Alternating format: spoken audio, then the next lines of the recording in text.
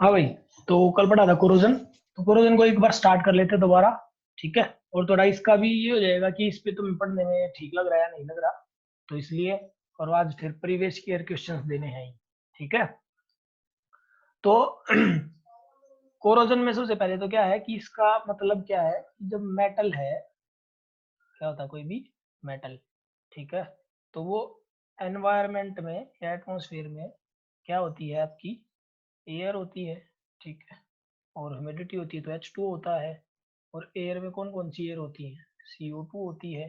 ठीक है। SO2 होती है। इनके साथ जब ये H2O रिएक्ट करता है, जब ये H2O रिएक्ट करता है मान लिया CO2 के साथ, तो क्या बना लेता है, H2CO3। ठीक है। क्या बन जाएगा ये, कार्बोनिक एसिड। उनको टेढ़ा पकड़ लेना भाई, पूरा दिख जाएगा, कार्बोनिक एसिड बना लेता है। तो सबसे पहला पॉइंट तो यही याद रखना है कि जो आपका कोरोजन होना है उसके लिए एक एसिड बन जाता है जिसको क्या बोलते हैं, कार्बोनिक एसिड। फिर उसके बाद क्या होता है, हमें ये सबसे पहला पॉइंट ये याद रखना है। उसके बाद जो ये H2CO3 है, H2CO3 ये ब्रेक डाउन हो जाता है इसमें 2H positive plus CO3 2 negative में। तो ये इसमें ब्रेक डाउन हो जाता है तो हमें यहाँ पे क्या मिल गए, H पॉजिटिव। और यही कोरोजन का रीजन होते हैं, यही क्या होते हैं, कोरोजन का रीजन। ठीक है। तो कोरोजन होने के लिए H पॉजिटिव होने जरूरी है, तो कोरोजन का रीजन क्या है, H पॉजिटिव। तो उसके बाद ये होगी पहली पॉइंट जो हमें याद रखनी है। दूसरा पॉइंट क्या है, दूसरा पॉइंट ऐसे ही तुम्हें याद रखना पूरा कि एनोड बन रही है मेटल पे एक जगह है, तो एनोड पे क्या होता है, जैसे आयरन है तो आयरन है वो किस में चला जाता है, Fe2 प्लस में, +2 इलेक्ट्रॉन। ऐसे हमने याद कर लिया था कल। इस तरीके से अपना रिवाइज ही हो रहा है। तो Fe क्या है, वो किस में बदल जाता है, Fe2 प्लस में। तो इसको क्या हो गया, ये यहाँ पे हो गया लॉस ऑफ इलेक्ट्रॉन, तो इसलिए इसको क्या बोल दिया हमने कि ये बन गई अपनी एनोड बन गई। अब उसके बाद अपना क्या है आगे, तीसरा पॉइंट एज इट इज ही तुम्हें याद रखना है। यहाँ पे मान लिया हम लिख रहे हैं तीसरा पॉइंट कि तीसरी जगह क्या हुआ है, कैथोड पे क्या हुआ है कि जो O2 है वो 4H पॉजिटिव के साथ +4 इलेक्ट्रॉन्स, ठीक है, क्या बना लेती है, 2H2O बना लेती है। क्या बना लेती है, 2H2O। तो ये था, ये किस पे रिएक्शन हुई है, कैथोड पे। इसको हम बोल देते हैं मतलब कैथोड, जहाँ पे ये रिएक्शन होगी इसको हम क्या बोल देते हैं, कैथोड। ठीक है भाई। उसके बाद चौथा पॉइंट जो तुम्हें रिएक्शंस याद रखनी है, ठीक है, तो इसमें चौथा पॉइंट क्या है कि जो Fe है, अब यहाँ पे ये 4 इलेक्ट्रॉन कहाँ से आए, ये 4 इलेक्ट्रॉन, ये इलेक्ट्रॉन आए यहाँ से, लेकिन यहाँ पे तो 2 इलेक्ट्रॉन थे, तो इस इक्वेशन को क्या करना पड़ेगा, 2 से मल्टीप्लाई। तो यहाँ पे जो ये है आपका, एक सेकेंड, तो आपका ये क्या हो जाएगा यहाँ पे बेटा, 4 इलेक्ट्रॉन हो जाएगा। क्या हो जाएगा, 4 इलेक्ट्रॉन। तो ये 4 इलेक्ट्रॉन आए यहाँ पे, यहाँ, ठीक है। और O2 और 4H पॉजिटिव। अब ये 4H पॉजिटिव कहाँ से आए, जब इस इक्वेशन को हम किससे मल्टीप्लाई कर देंगे, 2 से। तो यहाँ पे क्या निकल जाएंगे, 2CO3। और जो अपना ये है, ये चीज, इसको हमने क्या करना पड़ेगा, 4 कर देंगे यहाँ पे। तो ये इस तरीके से बैलेंस करके यहाँ पे 4H पॉजिटिव आ गए, तो 2H2O बन जाएगा। ठीक है। उसके बाद फोर्थ पॉइंट देख रहे हैं अब हम। तो फोर्थ पॉइंट में क्या होगा, इन सभी को एक बार तो ऐड कर लेंगे, वो तो रिएक्शन बाद की है। जो लास्ट में पॉइंट है वो बता रहा हूँ कि जो Fe है, क्या है Fe, एक सेकेंड, थोड़ा सा इसको समझने में तो टाइम लगेगा। ठीक है, कोई नहीं। तो देखो जो अपने Fe है, Fe2 प्लस, उनको Fe3 प्लस में बदलना है। उनके लिए हम रिएक्शन डायरेक्ट देखेंगे। ये कौन सी है, Fe2 प्लस, ये है Fe3 प्लस। हमें बनाना है जो रस्ट का फॉर्मूला होता है, Fe2O3.XH2O, ये बनाना है, कल पढ़ा था। यही होता है किसका, रस्ट का फॉर्मूला। तो ये कैसे हुआ, कैसे बना, तो जो अपने आयरन है, देखो, तो जो अपने क्या थे, आप इसको देख सकते हो साइड में, ये वो पेज, ये मत सोचना कि कहाँ चला गया, खाली हो गया तो देखो, जो 4Fe2 प्लस है, ठीक है, ये कौन आ गया, इसको साइड करो भाई।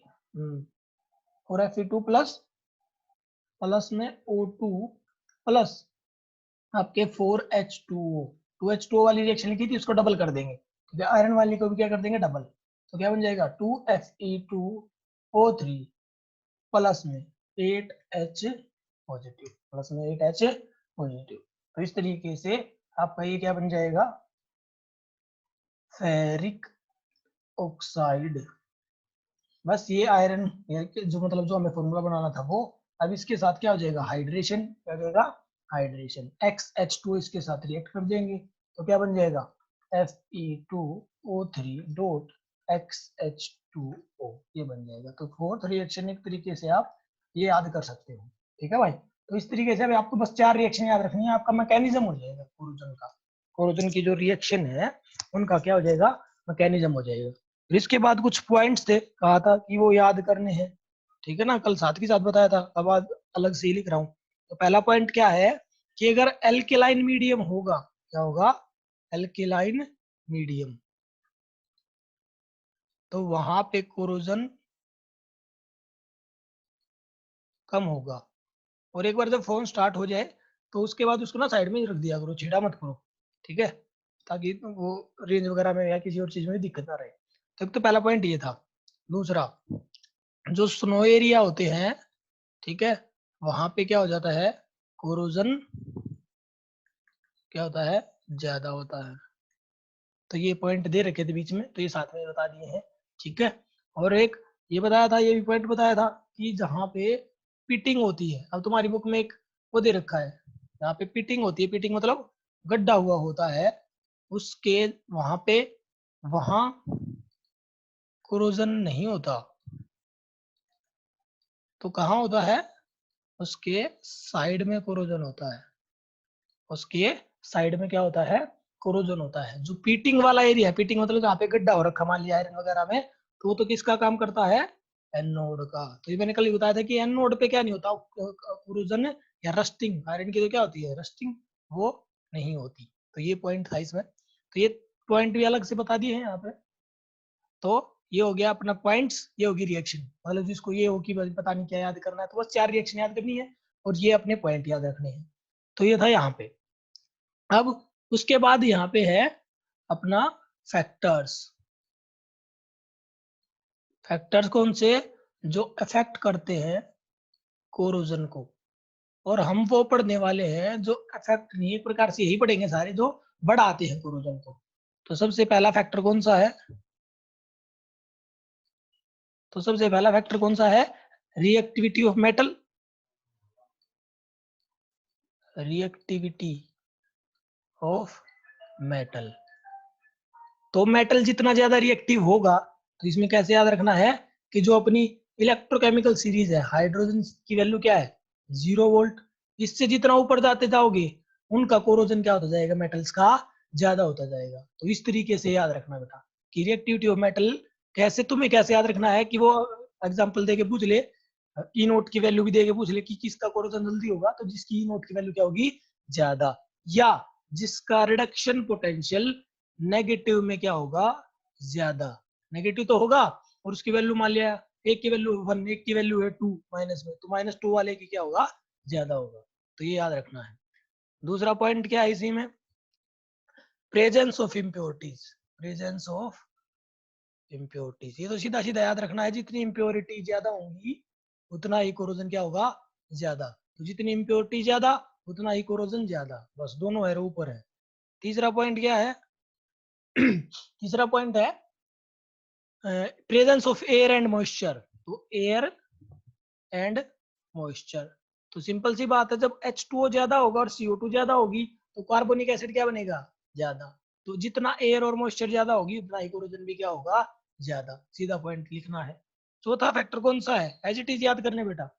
चौथा पॉइंट कौन सा है, strain in metals, strain in metals. तो मेटल अगर कहीं से टूटा फूटा हुआ है, ठीक है, तो वहां पे अगर स्ट्रेन हो गया, उसमें थ्रेड वगैरह आई हुई है, तो वहां पे कोरोजन क्या होगा, ज्यादा। जितनी स्ट्रेन ज्यादा उतना ही कोरोजन ज्यादा। तो जो पहले वाला ये एरो लगा रहा हूँ, ये इसके लिए है जो हम ये पॉइंट बना रहे, तो एयर एंड मॉइस्चर ज्यादा तो कोरोजन ज्यादा, तो ऐसे याद रखना है, प्रेजेंस ऑफ इम्प्योरिटी ज्यादा तो कोरोजन ज्यादा, स्टेन इन मेटल ज्यादा तो कोरोजन ज्यादा, तो इस तरीके से हमें याद रखना है। और इसके बाद जो अपना 5वां पॉइंट है, ठीक है, प्रेजेंस ऑफ इलेक्ट्रोलाइट, ये था कि इलेक्ट्रोलाइट जितने ज्यादा होंगे, इलेक्ट्रोलाइट जितने ज्यादा होंगे तो कोरोजन भी क्या होगा, उतना ही ज्यादा होगा, ठीक है। तो ये था अपना 5वां पॉइंट। तो ये 5 पॉइंट याद रखने की कौन कौन से फैक्टर आते हैं, ठीक है। फैक्टर्स पे क्वेश्चन कम ही पूछा जाता है, जो इसके प्रोटेक्शन के मेथड है उसी पे क्वेश्चन पूछा जाता है, ठीक है। या रस्ट का फॉर्मूला, रस्ट का फॉर्मूला क्या था, एज इट इज रट लो इसको, Fe2O3 डॉट XH2O, और जो स्कूल वाले बच्चे हैं उनका FA होना है ना, तो उनका जो FA होगा वो चैप्टर 3 का ही होगा, ठीक है भाई, अपना लिख लो। 5 न्यूमेरिकल दूंगा, 5 दो 2 नंबर की, तो 10 नंबर यहाँ हो गए, 3 MCQ,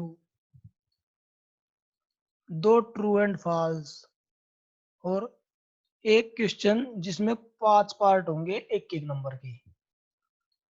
तो ये 5 पार्ट तो एक एक नंबर के तो होंगे, लेकिन वो बड़े ही क्वेश्चन होंगे, तो अपना इस तरीके से अपना देख लेना। स्कूल के बच्चों के लिए FA का बता दिया है थोड़ा कि कैसे देंगे। FA तुम्हारा 28 को है शायद केमिस्ट्री का। चलो, तो ये तो होगी प्रेजेंस, ठीक है भाई। अब उसके बाद आएगी प्रोटेक्शन।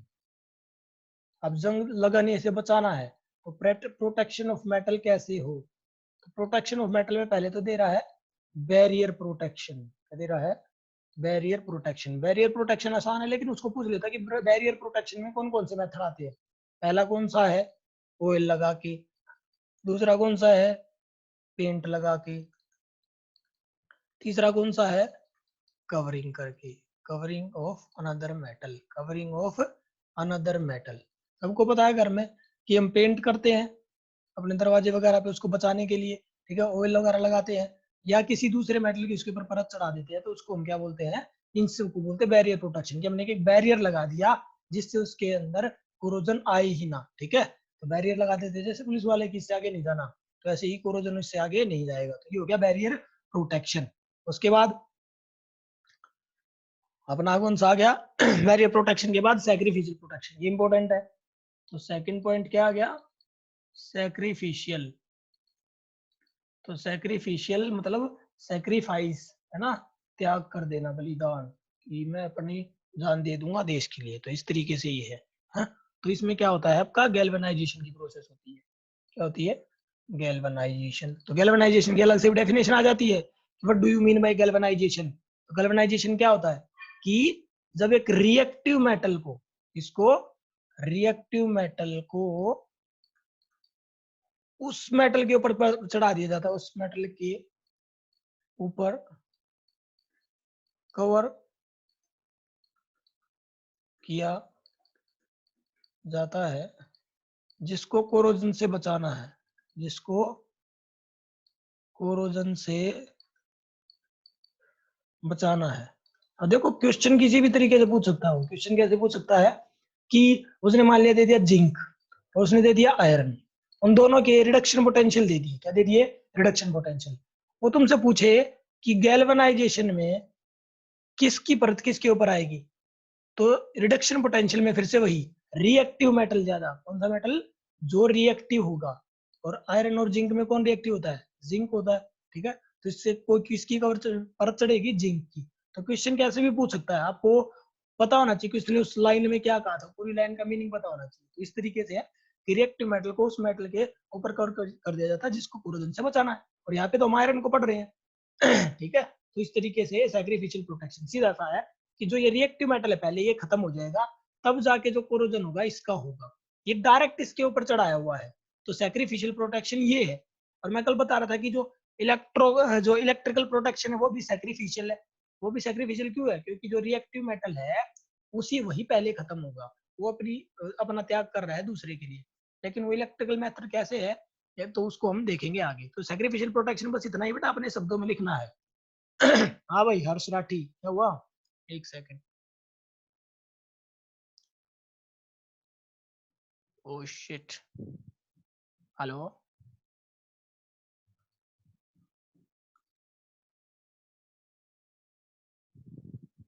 एक सेकंड भाई। एक मिनट, जस्ट एक मिनट रुको। हर्ष,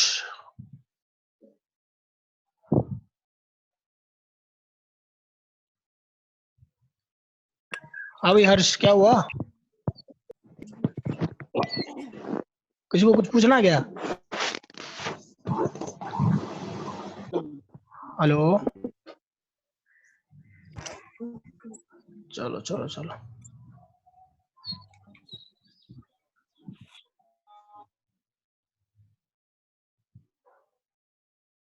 चलो भाई।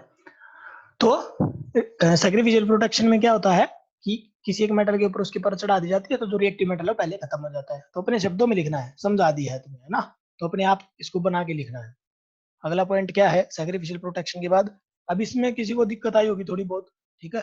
तीसरा पॉइंट है आपका इलेक्ट्रिकल प्रोटेक्शन। तो इसमें कवर नहीं चढ़ाते हम, परत नहीं चढ़ाते। सीधा सा याद रखना कि एक मेटल है जिसको बचाना है, उसको किसी दूसरे मेटल के साथ, ठीक है। एक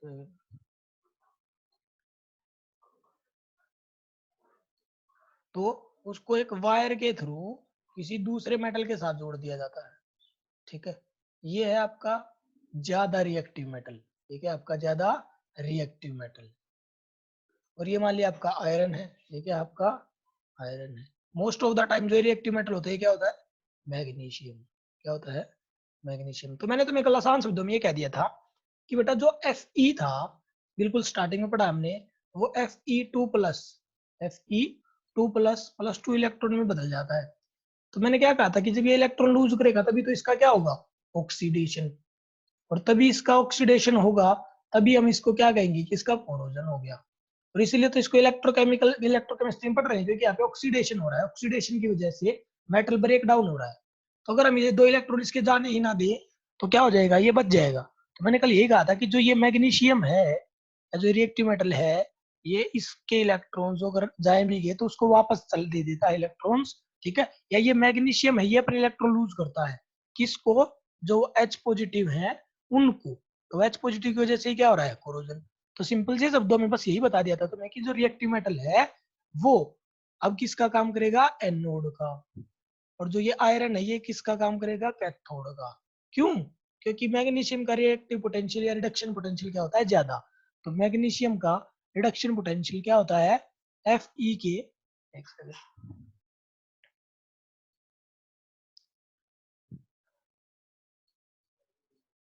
तो Fe के मुकाबले उसका ज्यादा होता है। अबे क्या हो गया? Fe का ज्यादा होता है। चलो, तो इसमें मैग्नीशियम क्या करेगा? काम एनोड का। और ये Fe किसका काम करेगा? कैथोड का। तो सिंपल से शब्दों में बता दिया था तुम्हें, इसमें उलझने की कोई दिक्कत नहीं बेटा। एक वायर से दो को जोड़ दिया, और जो ये ज्यादा रिएक्टिव है इसको इलेक्ट्रॉन दे देगा, ये या ये खुद किसको इलेक्ट्रॉन दे देगा? H पॉजिटिव को। ये एज इट इज सेफ हो जाएगा। कब तक सेफ हो जाएगा? जब तक ये पूरा खत्म नहीं हो जाता। सिंपल सा था ये, ठीक है। आगे उसके बाद क्या है? एक और पॉइंट दे रखा है चौथा, तो उसमें याद करने की जरूरत नहीं है कि आप कोई केमिकल की परत चढ़ा देते हो या कोई और केमिकल यूज करते हो तो वो पहले ही अपना बैरियर प्रोटेक्शन में आ चुका है, तो उसको पढ़ने की जरूरत है। जैसे सच है नहीं, ठीक है, वो भी केमिकल्स ही है। तो बस हमने कल यही पढ़ा था, ठीक है। तो ये थोड़ा सा रिवाइज कर लिया। और दूसरा ये देख लिया कि जो अपना ये पेन पैड है ना, तो ये इससे तुम्हें